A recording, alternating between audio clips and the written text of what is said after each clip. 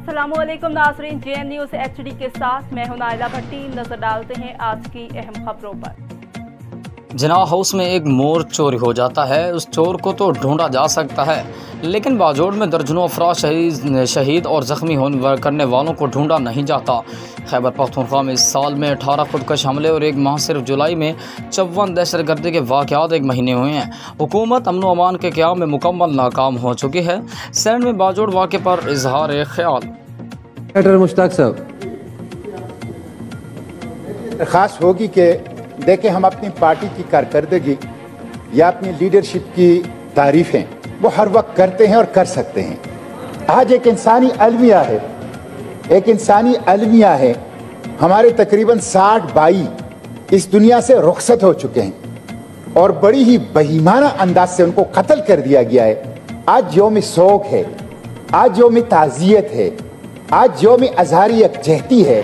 तो अगर हम सिर्फ इस हद तक अपनी रखें और फिर अपनी हमारी जो सियासत है वो तो चलती रहेगी।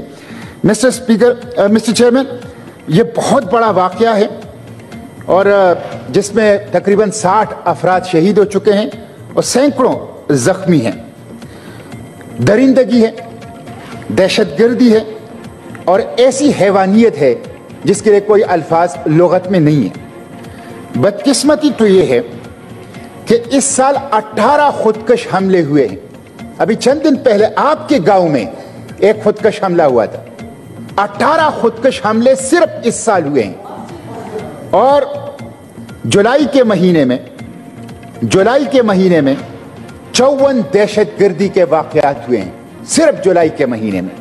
मिस्टर चेयरमैन, बाजोड़ की सरजमीन, बाजोड़ के मासूम बेगुनाह आवाम से सुर्ख हो गई और आप जब वो तस्वीरें देखेंगे कि इंसानी वजूद के टुकड़े बिखरे पड़े, देखा नहीं जा सकता। मिस्टर चेयरमैन, ये बच्चा, ये मासूम अबूजर है।